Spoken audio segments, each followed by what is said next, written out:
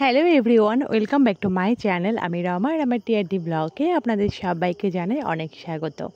আগের দিন একটা মিনি ব্লগে আপনাদের বলেছিলাম যে আমার বাড়িতে কি কি ফলের গাছ আছে এবং বাগানে কি কি ফলের গাছ আছে সেগুলো আমি আপনাদের সাথে শেয়ার করব। আপনারা কম বেশি আমার ব্লগ যারা ফলো করেন তারা জানবেন যে আমার বাড়িতে এই জামরুল গাছটা এবং এই কাংরাঙা গাছটি রয়েছে, কারণ আমি কম বেশি এই কাংরাঙা গাছ আর জামরুল গাছের ভিডিও আমি শেয়ার করেছি আপনাদের সাথে। তো জামরুল গাছটা তো দেখতেই পেলেন, অনেক জামরুলও ধরে রয়েছে আর ফুলও এসেছে। আর কাংরাঙা গাছে সবে মাত্র ফুল এসেছে। আর এটা হচ্ছে আমাদের পেয়ারা গাছ, যেটা আমাদের বাড়ির ভিতরেই রয়েছে এই পেয়ারা গাছ। তো চলুন এবার আপনাদেরকে নিয়ে যাই আমাদের বাগানে। এই বাগানটার মধ্যে সবচেয়ে প্রিয় গাছ হচ্ছে আমার এই লিচু গাছটি। খুবই ছোট্ট একটি লিচু গাছ, মানে কলম চারা আর কি, কিন্তু এত হারে ফলন দেয় এই লিচুটা আমাদেরকে। যেমন খেতে সুস্বাদু তেমনই ফলন হয়। দেখুন সবে মাত্র ছোট্ট ছোট্ট ফল ধরেছে, দেখেই তো বুঝতে পারছেন।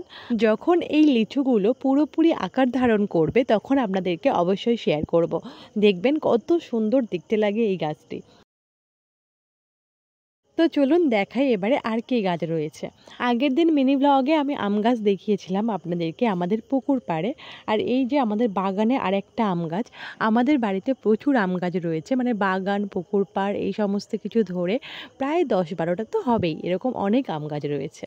তো তারপর আমাদের বাগানে রয়েছে এই কাঁঠাল গাছটি। দেখুন কত সুন্দর কাঁঠাল ধরেছে এই গাছটাতে।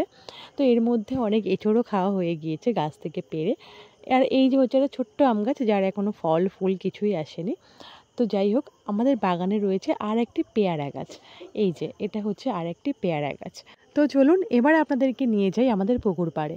ওখানেও অনেক রকমের ফলের গাছ রয়েছে, সেগুলো একটু শেয়ার করি। ও দাঁড়ান, আমি তো ভুলেই গিয়েছিলাম, আপনাদের সাথে তো আমাদের বাগানের এই ছোট্ট গন্ধরাজ লেবু গাছটাই শেয়ার করা হয়নি। দেখুন এই গাছে না একটা ছোট্ট লেবু ধরেছে, গন্ধরাজ লেবু। ও না না, আরেকটি রয়েছে যেটা আমি কিছুক্ষণ পরে দেখতে পেলাম। আরেকটি লেবু রয়েছে, মোট দুটো লেবু ধরেছে এই গাছটাতে। আর তারপর রইল বাকি আমাদের আম গাছ। আগেই তো বললাম যে অনেক আম গাছ রয়েছে, যেগুলো হাতের কাছে দেখতে পাচ্ছি, মানে সামনে দেখতে পাচ্ছি, সেগুলোকে একটু ভিডিও করলাম। ব্যাস এটুকুই। চলে এসেছি আমাদের পুকুর পাড়ে। পুকুরটাকে সবেমাত্র মাটি কাটানো হয়েছে, মানে পাড়গুলোকে সুন্দরভাবে মাটি দিয়ে বাঁধা হয়েছে, যাতে সামনের বর্ষায় পুকুরটা নষ্ট না হয়ে যায়।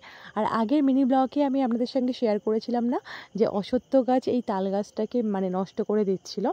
তো অনেকটাই কাটা হয়ে গিয়েছে, অশ্বত্থ গাছটাকে আর কি তাল গাছ থেকে ছাড়ানো হচ্ছে। তো অনেকটাই কাটা হয়ে গিয়েছে আর এখনও অনেকটাই বাকি রয়েছে। আর আগের দিন ভিডিওতে আমি এই বাগানের আম গাছটাই আপনাদের সঙ্গে শেয়ার করেছিলাম। আমাদের এই পুকুর পাড়েও অনেক আম গাছ রয়েছে, আর রয়েছে সারি সারি দিয়ে সুপারি গাছ। এই দিকের পাড়টাতে রয়েছে কলা গাছ, গাছে কলাও ধরে আছে দেখতেই পাচ্ছেন। চলুন আপনাদেরকে নিয়ে যাই ওই দিকে কী কী গাছ রয়েছে সেটা একটু আপনাদেরকে দেখাই।